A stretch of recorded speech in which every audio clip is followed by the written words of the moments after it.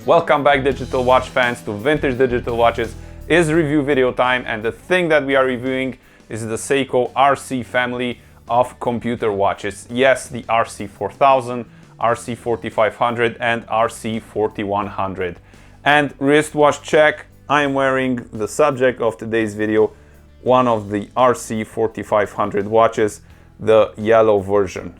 So this will be a massive video because we are going to take a look at the history, at the watches, opening them up, giving them grades. We're also going to show what it takes to connect this watch to a computer and what you can do with it. And most importantly, we'll address the crucial thing of owning an RC 4500 watch. This is something that you really have to know if you want to have this watch working. So do watch this. It's in the opening the watch up section. Trust me, you don't want to miss it. So we'll kick things off with a customary history section. The Seiko or Seikos in this video, the RC 4000, RC 4500 and the RC 4400 all share the same module, the S521. The watches were released mid to late 80s and have quite an impressive background. According to one of the creators, David Rose, in August 1991 NASA flew a set of slightly modified units based on a later classier model with a metal chassis, which they called the Executive Wristmac, aboard the Space Shuttle mission STS-43, after which the Wristmac was popularly referred to as the Space Shuttle watch. Now probably these metal chassis models are what we see today as the RC 4000. So if we're talking about history, what did it mean to get one of these back in late 80s, early 90s? Well, prices, according to a 1990 marketing material, the standard Wristmac, the RC 4500, which would be black, red, green, yellow or gray, is $145. The Executive Wristmac, the black one, which is the RC 4000, $195. The Pocket Wristmac, RC 4400, would be $195. And the gold and silver Executive Wristmacs would be $245. So you had to have some cash in your pocket to own one of these, and using an inflation calculator we can see the prices would have ranged today from $280 to $480. The packaging was various depending on the model, but also varied for the same model and where it was sold. The most common are the PC Datograph, the RC 4500 small pack and the Wristmac, which was a repackage of the RC 4500 but with newer software, Wristmac 2.5.1. So enough history, let's look at some watches. Now my collection is composed of these beauties and they look absolutely stunning. I really love the design of both the RC 4500 and the RC 4000. You can definitely see the design cues from the Seiko Data 2000, and from afar you wouldn't be blamed for mistaking them. It has 3 buttons on the front and an additional 2 on the sides. The communications port is the metallic circle button looking thing on the left side. The back cover is also used in communication to complete the circuit. The RC 4500 is extremely light, and although the bright colors make it look like a toy, you certainly won't get this impression once you have it on your wrist. The construction is Seiko quality. Because of the many variations in color, it can be worn with ease today and can be assorted to a sportier look. And if you're a hipster, I know that by now you are drooling. The original band of the RC 4500 had a thread-like style, but most of them became brittle and won't make it through the years. Oh, and the clasp is metal. And the RC 4000 will appeal to the more serious person, with its metal body and dull colors. The body is metal and the band as well. You can feel the weight on the wrist and will not forget it's there. Shape-wise, it's slightly different than the RC 4500 with wedged margins and wedged buttons.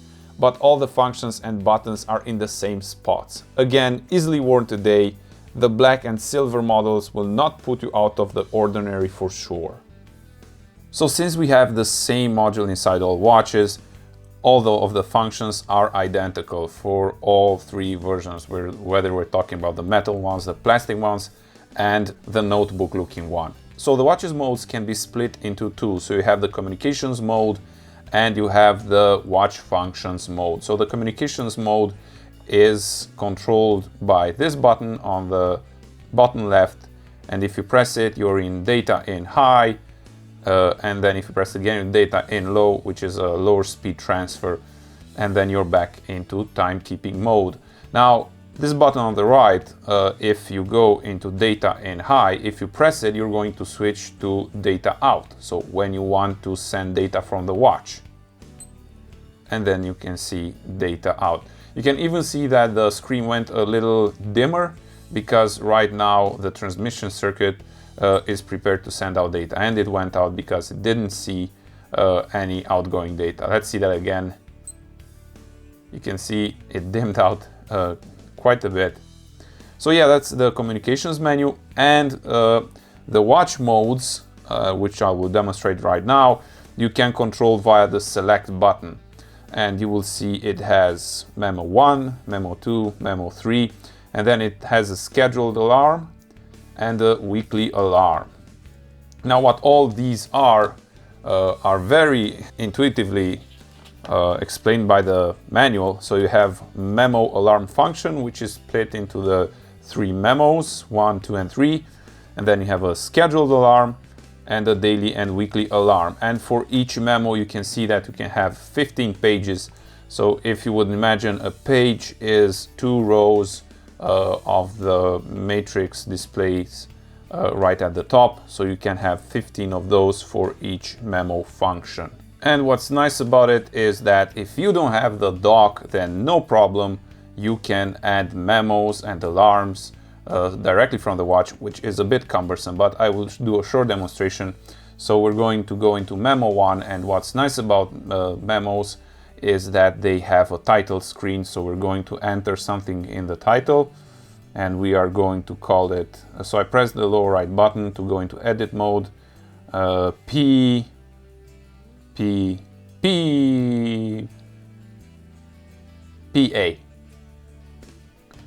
Okay. And now if you want to look at this memo, you're going to have, and that goes for all the memos, you're going to have to press one of the 2 up and down buttons. So right now we are in the body of memo PA, so let's edit this. 0. Let's add some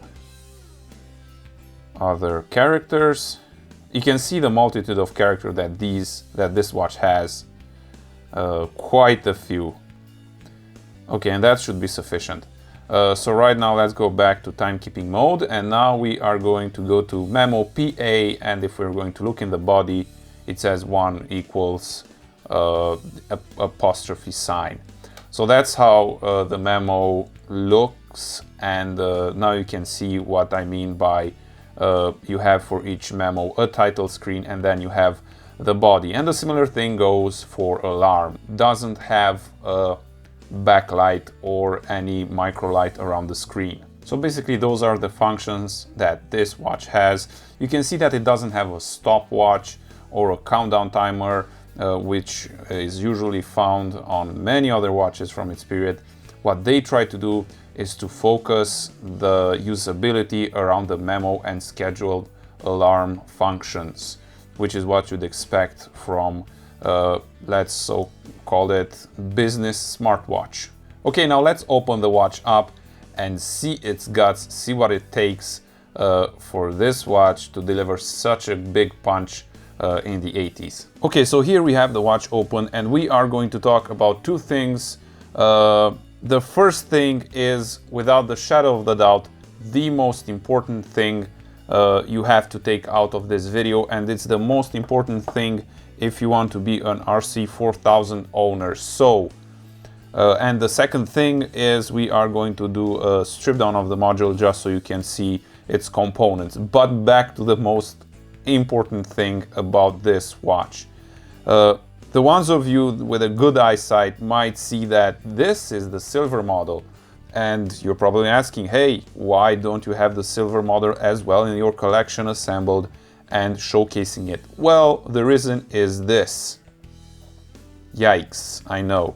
This is a cracked screen.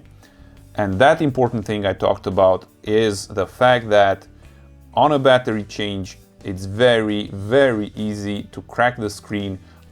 And Why is this risk so high? Well, let me just show you, and I have here two batteries. One is the correct one and one is the incorrect one. So let's take the battery on the left, which I say that it's the correct one, and try to fit it inside the battery compartment. I will show you a sideways look because this is important. So I put it in and I press against it, and there it fits really flush with the watch, and then you can put the retainer on fairly easily. So you can see it's as flush as possible, and it springs out immediately after I don't hold the pressure on it anymore. But let's pick the other battery and see what happens. So I will give you the same sideways look, and you can see it sticks out. So the battery isn't flush on one side, and no matter how I rotate it, it will be very, very hard to fit it inside. And what people usually do is they start pressing really hard either on the battery, or they fit the retainer on and then they just start pressing on this side. And because of the construction of the module, what happens when you apply that pressure, you will crack the screen. So what's the difference between these two batteries, and how do you know which one to pick out? Well, to be honest, the answer is I don't know, but I am going to show you the difference, which actually leaves me speechless too, because I don't know why they are supposed to be a standard size. They are both CR2325 cells. You might say that, hey, one battery is actually BR2325 and the other is CR2325. Well, the size of the battery, geometrically speaking, is given by the numbers 2325. So they should be the same size.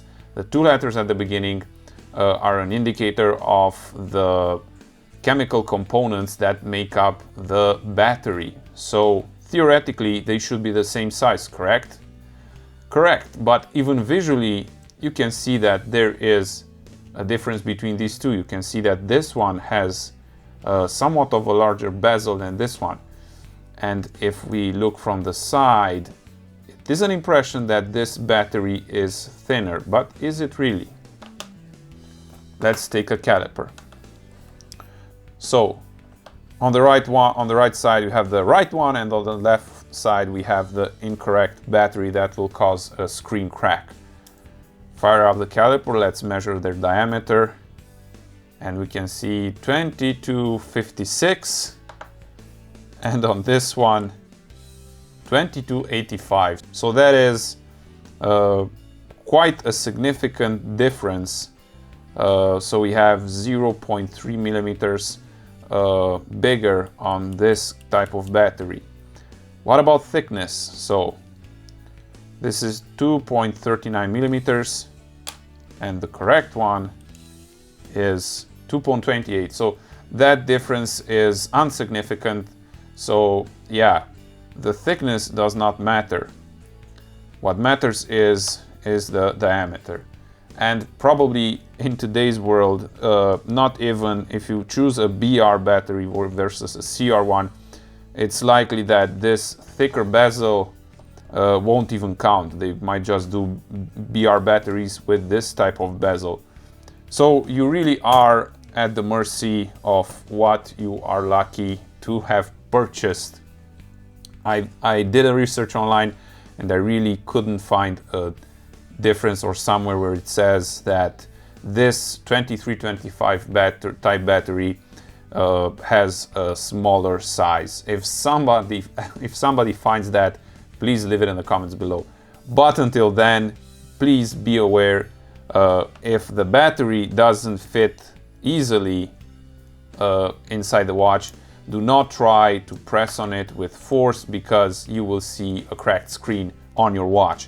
And after this video, you will have awareness on this, and you will realize that there are many RC 4000 watches sold on eBay with the cracked screen defect.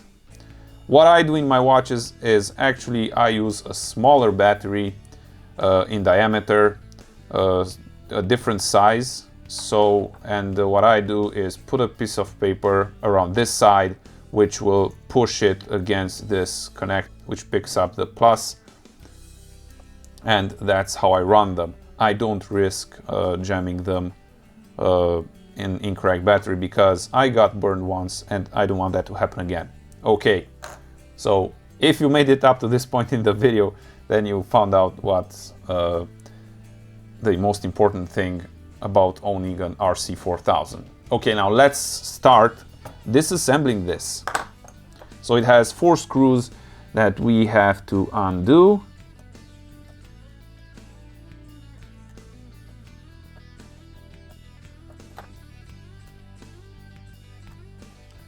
And we can see a lot of components.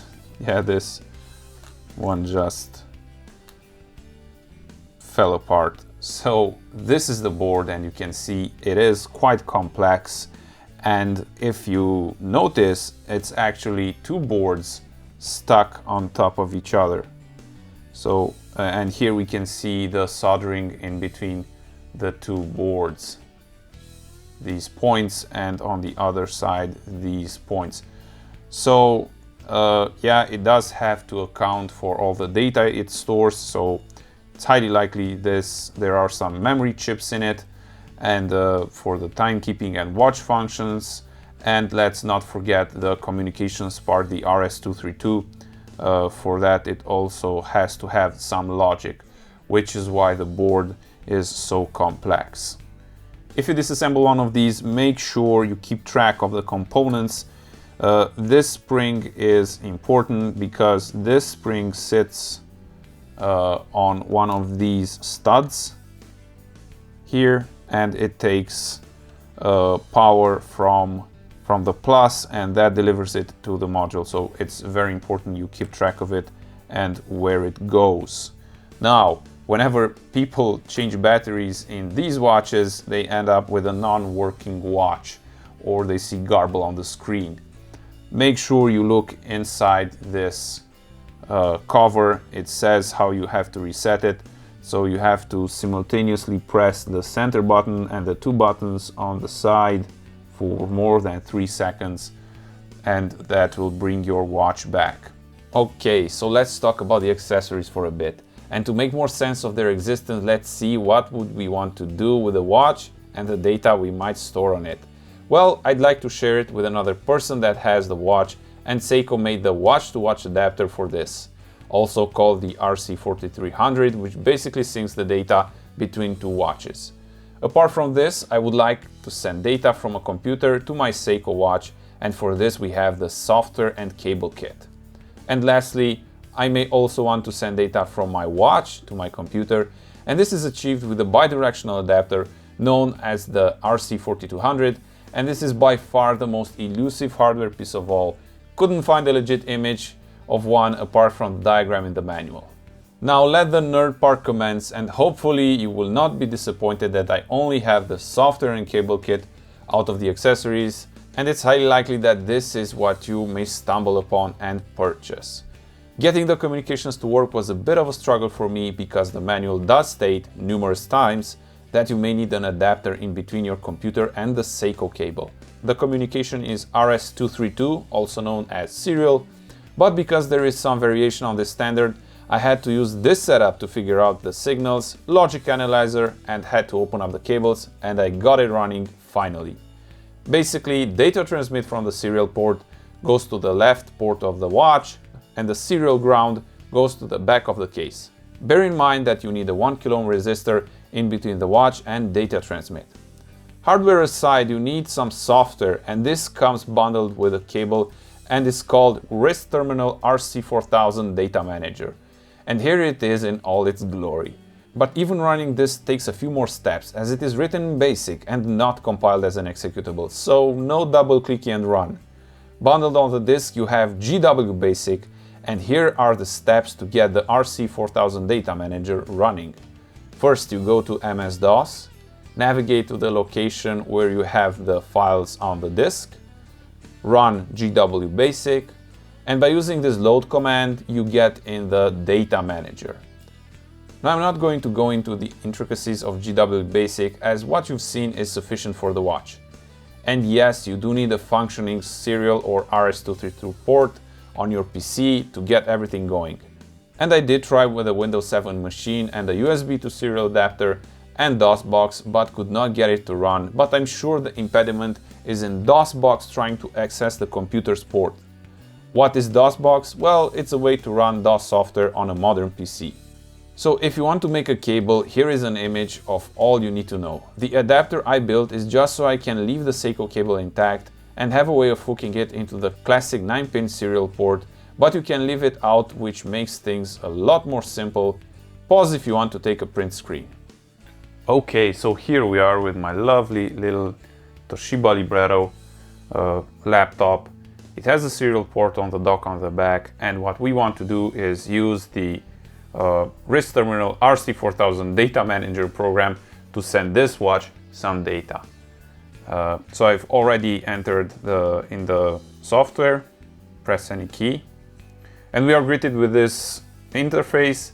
And the way we're going to do things is with numbers: 1, edit, create watch data; 2, communications menu, and we have a whole bunch of other options. Let me just zoom in a little bit for you. There we go. So we aren't going to do everything there is to do on this watch, because there are a lot of things you can do. What I want to show you is how we're going to send some data to the watch. So for that, we're going to create some watch data, enter 1, and we can see that we have loads of options up here. We're going to press Ctrl I, which brings up the insert menu. And we are going to do add a memo label and then 2 memo datas. Okay, now we're going to press escape and we'll be editing those lines. We'll say digital watch, vintage watch. Okay. Now we want to send the data to the watch, and we are going to go to the communications menu, number 2. I'm going to press 2, and we have the option send data to RC4000. We do have here some speed options and the communications port options, but we're not going to touch those. We're just going to press 1, which is send data to RC4000, and it says connect RC4000 to computer. I've already done that, and set RC4000 to data in H. H stands for high, which is the higher speed setting. There we have it in data in H. Press enter to send, enter. And I don't know if you heard the watch beep, and now it's sending the data. Yep. And you can see it says digital watch, which is the label of one of the memos that we've set up. And basically that's it. And the rest is for another video maybe. And another important thing, you did see that in the communications menu too, we had the option receive data from RC4000. Now if I press 2, it immediately says connect RC4000 and RC4200, which is the bidirectional device to computer. So we would need that to access data from the watch. Alright, let's run things up with some grades.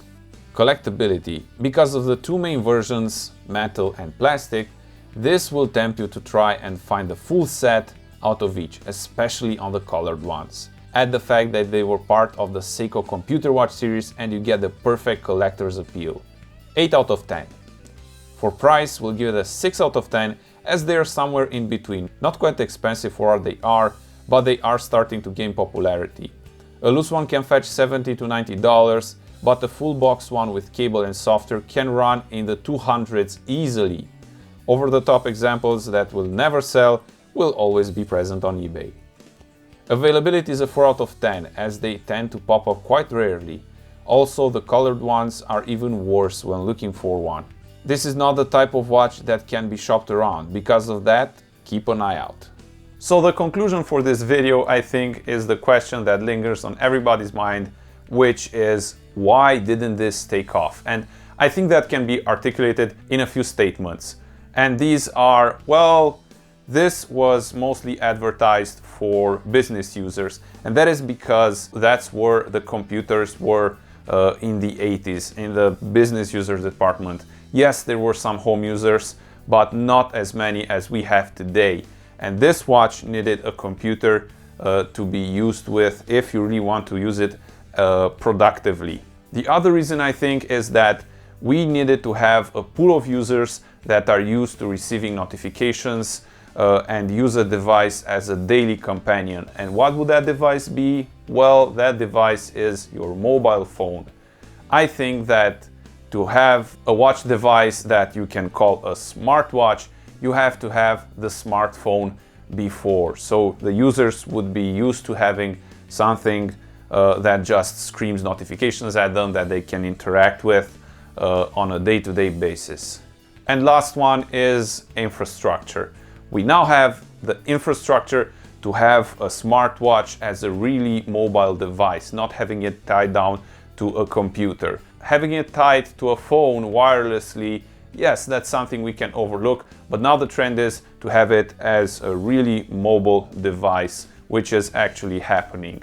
So even though this was a good idea 30 years ago, and it undoubtedly looked really, really cool and was an amazing thing to exist, it didn't have the circumstances to take off. Thanks for watching this video, especially if you made it to the end.